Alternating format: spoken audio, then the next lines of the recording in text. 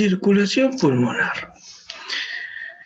El aparato circulatorio humano, al igual que el de todos los mamíferos, está dividido en dos circuitos, dos subsistemas, la circulación pulmonar y la circulación sistémica, que aunque ambos están conectados, funcionan con presiones diferentes. Y eso es importante porque la circulación pulmonar requiere funcionar con presiones bajas, ya que la membrana alveolo-capilar, que es donde se realiza el intercambio gaseoso entre los alvéolos y la sangre, al ser muy delgada, no puede soportar grandes presiones. Mientras tanto, la circulación sistémica necesita funcionar con presiones de perfusión más altas para poder perfundir correctamente los tejidos. Y por eso es importante que estén separadas. Si comparamos el aparato circulatorio de los mamíferos con el de otros vertebrados, como los peces, por ejemplo, podemos observar que los peces tienen una circulación simple con un solo circuito y, por lo tanto, todo el aparato circulatorio funciona con las mismas presiones. De modo que la sangre circula por las branquias con la misma presión que perfunde los tejidos. Eso significa que la presión de perfusión tisular en los tejidos en general, sistémica, no puede ser muy alta porque si no, si eso ocurriera, la barrera que separa la sangre del agua en las branquias podría romperse y eso limita la perfusión de los tejidos, lo cual limita el metabolismo de los peces. Por ejemplo, los peces no pueden desarrollar un cerebro grande que tenga un alto consumo de oxígeno y nutrientes porque no tienen los medios para perfundirlo. Si nosotros pasamos a el aparato circulatorio de anfibios y reptiles, excepto cocodrilos, podemos ver que es un poco más complejo, pero la circulación pulmonar y la circulación sistémica no están completamente separadas.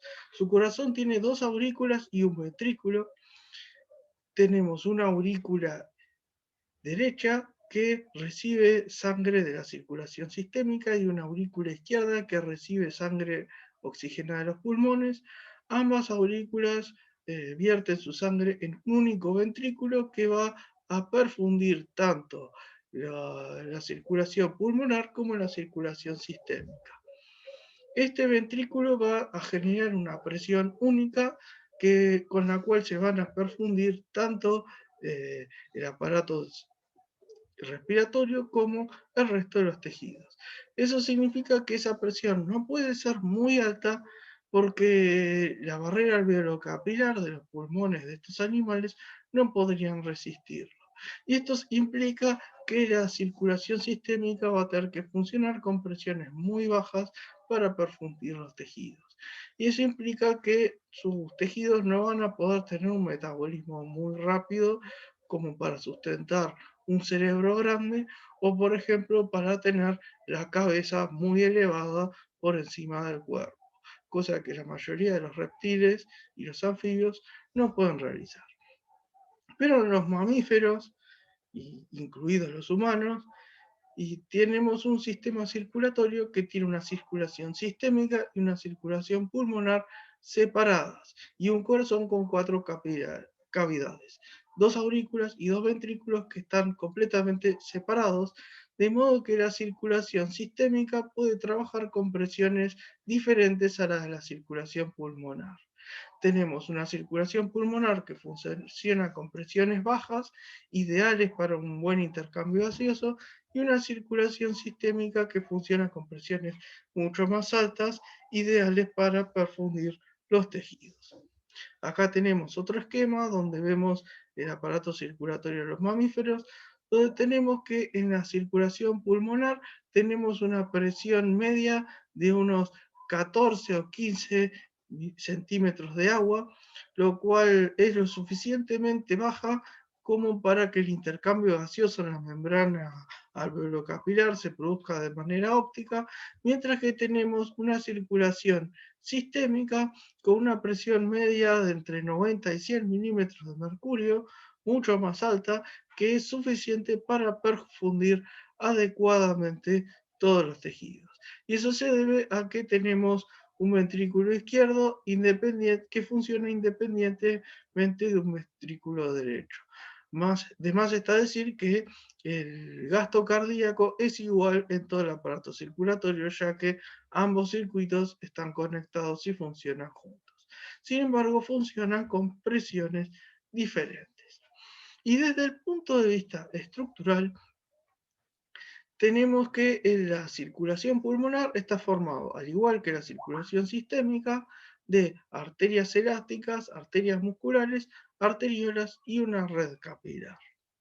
Las arterias elásticas, que incluyen la arteria pulmonar y sus ramas, hasta llegar a arterias de 1 milímetro de diámetro, son arterias que tienen paredes relativamente finas comparadas con sus homónimas sistémicas, ya que tienen que soportar presiones mucho más bajas. Y eso implica que son mucho más elásticas, tienen una compliance mucho menor y entonces con pequeños cambios de presión se estiran mucho más.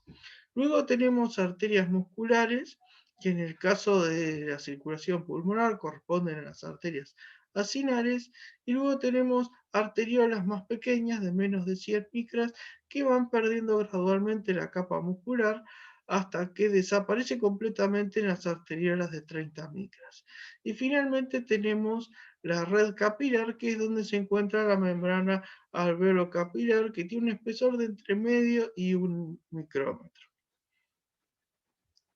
Tenemos dos tipos de vasos también por su localización, que son los vasos extraalveolares, que se encuentran fuera del tejido alveolar, que son más muscularizados y tienen un control neuromuscular más activo, y los vasos intraalveolares, que tienen un control muscular mucho más escaso o ausente, y vamos a ver ahora más adelante cómo ejercen un control más pasivo. Entonces, la circulación pulmonar tiene funciones y características hemodinámicas distintivas que la separan de la circulación sistémica. Funciones como el intercambio gaseoso, además actúa como filtro mecánico de partículas y filtro metabólico de sustancias vasoactivas, ya que tiene enzimas como la enzima convertidora de angiotensina, por ejemplo.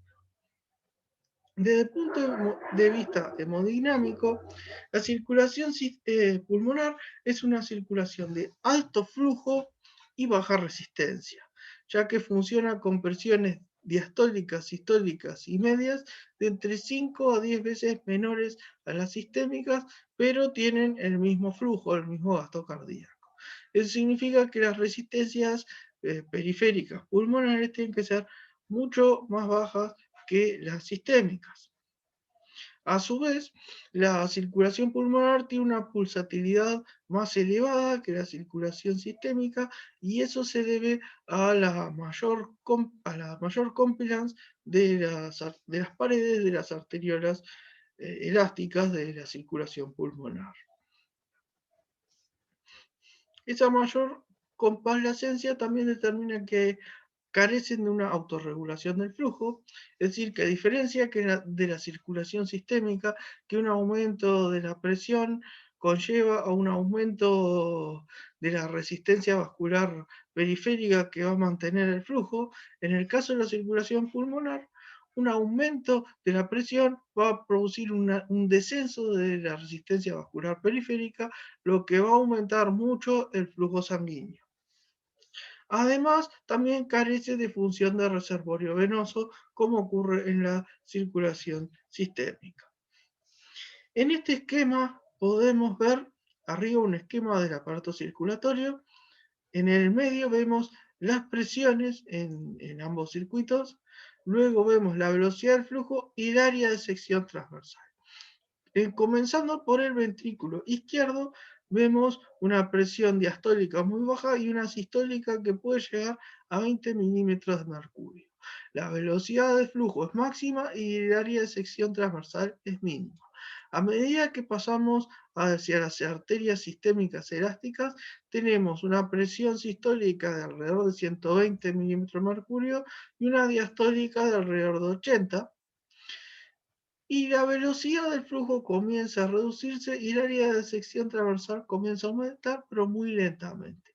Cuando llegamos a las arteriolas, la velocidad del flujo se reduce mucho, mientras que el área de sección transversal aumenta mucho y la presión cae en gran medida. Eso se debe a que, como ustedes ya vieron antes, las arteriolas musculares sistémicas son las que regulan la resistencia periférica sistémica y por eso ahí hay una gran caída de presión. Finalmente, en los capilares sistémicos tenemos un área de sección transversal muy alta y una velocidad relativamente baja. Luego pasamos por las venas, las vénulas, las venas, y llegamos hasta el corazón derecho, en el cual tenemos presiones mucho más bajas y una velocidad un poco menor, con un área de sección transversal que es un poquito mayor. Luego pasamos a las arterias, a las arteriolas y a los capilares, donde el área de sección transversal es muy grande, mucho más grande incluso que en la circulación sistémica, y la velocidad del flujo es mucho menor. Y las presiones son bastante más bajas. Entonces, como pueden ver, al igual que la circulación sistémica, en la circulación pulmonar la velocidad disminuye cuando aumenta el área de sección transversal y como tenemos una resistencia vascular pulmonar que es mucho más baja que la sistémica, la circulación pulmonar tiene en su área capilar un área de sección transversal mucho mayor con una velocidad menor. ¿Cómo se determina la presión menos capilar? Se puede determinar utilizando la técnica del enclavamiento, en la cual se introduce en el sistema venoso un catéter que tiene un balón en un extremo y ese balón es llevado hasta la arteria pulmonar hasta una de sus ramas y cuando este balón se insufla va a cortar la circulación en la vena pulmonar, en la arteria pulmonar, y entonces vamos a poder medir lo que se denomina la presión del enclavamiento a lo largo de todo el ciclo cardíaco. Y ahora vamos a las presiones y la resistencia periférica en la circulación pulmonar. La presión pulmonar media es alrededor de 15 milímetros de mercurio, con una presión sistólica de 25 milímetros de mercurio y una diastólica de 8 milímetros de mercurio. La resistencia vascular pulmonar se calcula como la diferencia entre la presión arterial pulmonar y la presión de la aurícula izquierda sobre el flujo, que es el gasto cardíaco. Y eso nos da un valor de resistencia vascular periférica que es 10 veces más bajo que el de la resistencia vascular sistémica, debido a que el flujo es el mismo, pero las presiones son 10 veces menores. Y un aspecto muy importante es cómo se distribuye la resistencia en el flujo sanguíneo. Como ustedes vieron anteriormente, en la circulación sistémica, la mayor resistencia al flujo sanguíneo, donde hay una mayor caída de presión, ocurre en las arteriolas musculares. A diferencia de la circulación sistémica, eso no sucede en la circulación pulmonar. En la circulación pulmonar, la mayor resistencia está dada en los capilares y la caída no es tan grande como en las arteriales musculares. Y por eso la resistencia al flujo sanguíneo es más homogénea y está más distribuida a lo largo de la circulación pulmonar. Y ahora llegamos a cómo se regula la resistencia vascular periférica pulmonar. A diferencia de la circulación sistémica, en la cual la resistencia periférica es mayormente regulada en forma activa por arteriolas musculares, en la circulación pulmonar es más importante el control pasivo. Y ese control pasivo está regulado por efectos del flujo y la presión pulmonar, efectos de la gravedad, efectos del volumen pulmonar y el efecto dinámico de la respiración. Y ahora vamos a ver cada uno de estos efectos. Primero vemos el efecto del flujo y la presión pulmonar. En esta gráfica podemos ver la resistencia vascular pulmonar en función de la presión venosa o arterial pulmonar. Y entonces vemos que a medida que aumenta la presión venosa o la presión arterial pulmonar, la resistencia vascular periférica pulmonar van disminuyendo. Y esto es lo opuesto a lo que sucede en la circulación sistémica, que cuando aumentamos la presión arterial, aumenta la resistencia periférica para compensar. ¿Y eso por qué sucede? Porque cuando tenemos un aumento de la presión arterial pulmonar o venosa pulmonar, tenemos que las arteriolas y los capilares pueden aumentar su área de sección transversal y disminuir su resistencia vascular pulmonar por dos mecanismos. Uno es el reclutamiento, en el cual arteriolas o capilares que estaban cerrados se abren, permitiendo el flujo sanguíneo, y la otra es la distensión, por el cual capilares que ya estaban abiertos se distienden, aumentando su área de sección transversal y permitiendo un mayor flujo, reduciendo la resistencia vascular pulmonar. Y en esta gráfica vemos cómo la presión arterial pulmonar se relaciona con el gasto cardíaco. Y a medida que si tenemos un aumento de la presión arterial pulmonar relativamente pequeño, tenemos aumentos del gasto cardíaco muy grandes.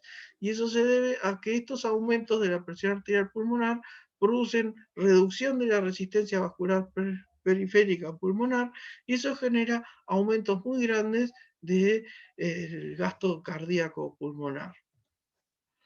Ahora vamos a ver el efecto del volumen pulmonar estático sobre la resistencia vascular pulmonar.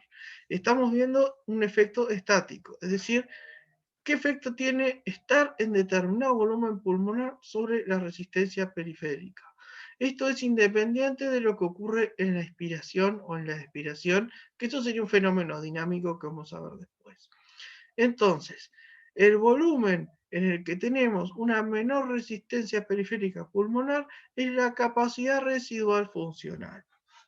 Si nosotros aumentamos o disminuimos el volumen pulmonar a partir de la capacidad residual funcional, la resistencia vascular periférica va a aumentar.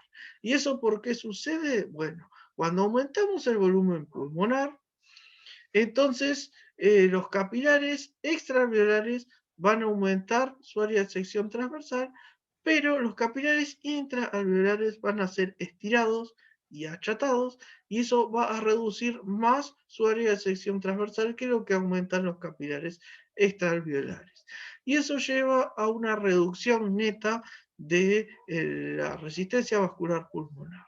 Y cuando reducimos el volumen por debajo de la capacidad residual funcional, entonces los capilares extraalveolares van a colapsarse y van a reducir su área de sección transversal en mayor medida que lo que puede ocurrir con los capilares intraalveolares, lo cual va a reducir lo que va a aumentar la resistencia vascular pulmonar. De modo que en la capacidad residual funcional vamos a tener un volumen óptimo en el que tanto los capilares intraalveolares como extraalveolares van a estar distendidos, maximizando o minimizando la resistencia vascular pulmonar y maximizando el flujo. Y ahora vamos a ver el efecto de la gravedad. Como las presiones vasculares pulmonares, arteriales pulmonares, son muy bajas, la gravedad en lo que sería la altura del pulmón en un humano que está de pie van a ser bastante significativas. De modo que si nosotros nos vamos a la base del pulmón, las arteriolas que llegan a la base del pulmón van a estar por debajo de lo que es la aurícula derecha. Y por lo tanto las presiones, vamos a sumar una presión hidrostática a lo que sería la presión del ventrículo derecho, y por lo tanto la presión de perfusión en la base del pulmón va a ser relativamente alta. Por lo cual la base pulmonar se va a perfundir muy bien, tanto en diástole como en sístole. Si nosotros nos vamos al vértice, la punta, el extremo del vértice, puede llegar a estar 20 centímetros por encima del ventrículo izquierdo, del ventrículo derecho, y por lo tanto la presión arterial pulmonar tiene que llegar a 20 milímetros de mercurio para poder perfundir la parte más alta del vértice pulmonar. Y eso solamente ocurre durante la sístole, de modo que el vértice pulmonar va a tener una perfusión mucho menor que la base y solamente se va a perfundir en la sístole. Y el área central del pulmón va a tener una situación intermedia en la cual durante la sístole va a ser perfundido y la caída de presión durante la diástole va a hacer que va a haber una etapa al final de la diástole en la que no se va a poder perfundir.